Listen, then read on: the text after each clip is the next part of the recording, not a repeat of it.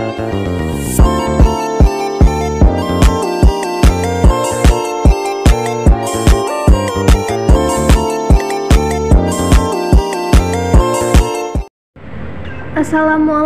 warahmatullahi wabarakatuh. Halo semuanya, perkenalkan nama saya Rica Angelina dengan NIM 21042202. Saya adalah mahasiswi dari Departemen Ilmu Administrasi Negara, Fakultas Ilmu Sosial Universitas Negeri Padang.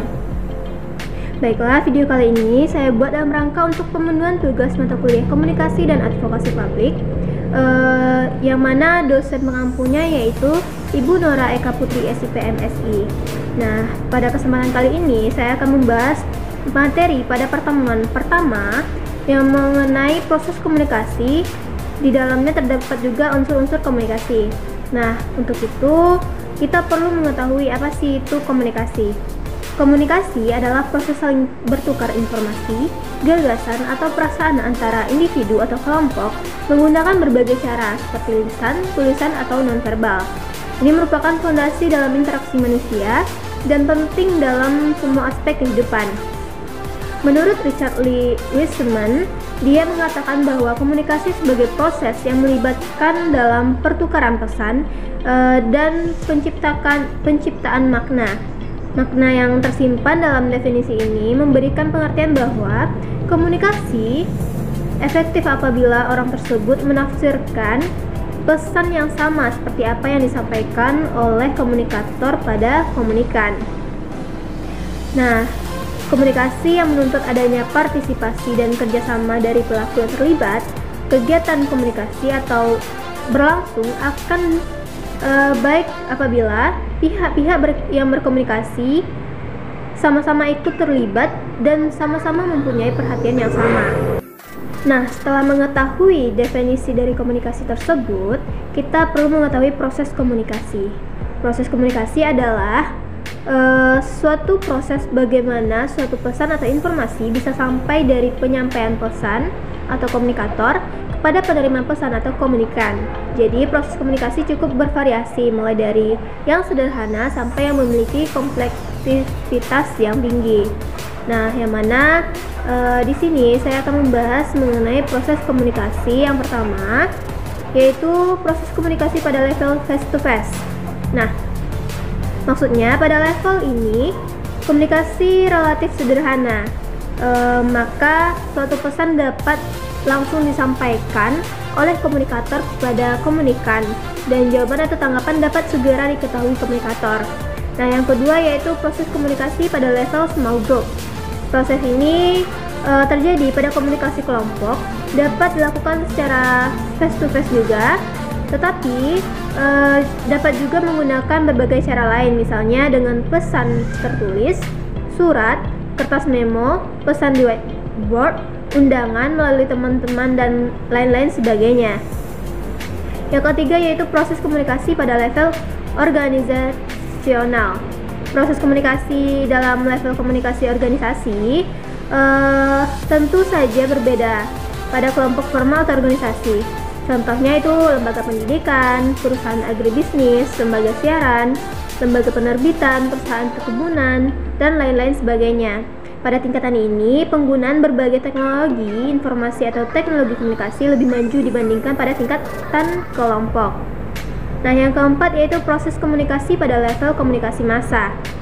Semakin kompleks lagi gambaran proses komunikasi pada level komunikasi massa sebagai ilustrasi untuk penyampaian pesan iklan tentang bibit jagung unggul. Nah, dari contoh tersebut, mereka harus menentukan aktor atau aktris yang dipandang tepat dalam menyampaikan informasi tersebut. Nah, baiklah, selanjutnya kita perlu membahas mengenai unsur komunikasi. Unsur komunikasi sendiri adalah hal-hal yang harus ada agar suatu proses komunikasi dapat berlangsung. Dari pengertian ini, maka yang dimaksud unsur komunikasi dari waktu ke waktu mengalami perkembangan. Hal ini terkait pula dengan perkembangan peradaban manusia dalam cara berkomunikasi. Tentu saja sangat terkait pula dengan penggunaan teknologi. Nah, untuk unsur-unsur komunikasi tadi, yang pertama adanya komunikator atau komunikator. Komunikator adalah pihak atau baik bersifat perorangan, kelompok maupun lembaga yang berbicara untuk menyampaikan pesan di dalam suatu proses komunikasi. Selain istilah komunikator, dikenal juga dengan istilah sumber source atau pengirim, sender, atau penyandi atau encodeur. Yang kedua yaitu proses mengkode. Proses mengkode adalah proses sehingga suatu pesan menjadi siap untuk dikirim atau disampaikan ataupun dibicarakan.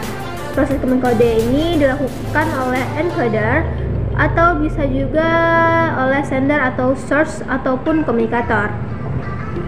Yang ketiga yaitu pesan atau message.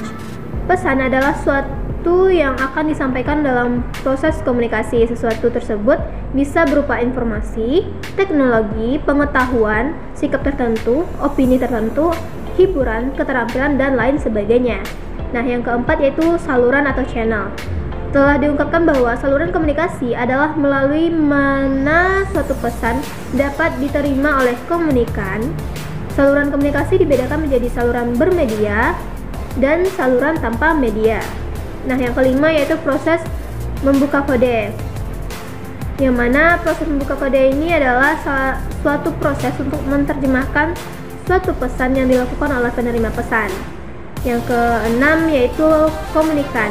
Komunikan adalah pihak yang menerima pesan dalam suatu proses komunikasi. Nah, selanjutnya yang kedelapan adalah efek. Efek adalah pengaruh komunikasi pada komunikan atau pengaruh yang terjadi pada diri komunikan sebagai konsekuensi karena menerima pesan dalam proses komunikasi. Yang kesembilan yaitu umpan balik atau feedback. Umpan balik merupakan reaksi yang diberikan oleh komunikan kepada komunikator setelah ia menerima pesan. Nah, yang ke-10 yaitu gangguan atau interference. Gangguan atau hambatan komunikasi adalah berbagai hal yang menyebabkan suatu proses komunikasi tidak berjalan secara efektif.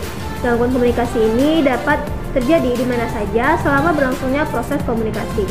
Baiklah, sekian penjelasan dari saya mengenai materi pada pertemuan pertama. Saya akhiri dengan wassalamualaikum warahmatullahi wabarakatuh.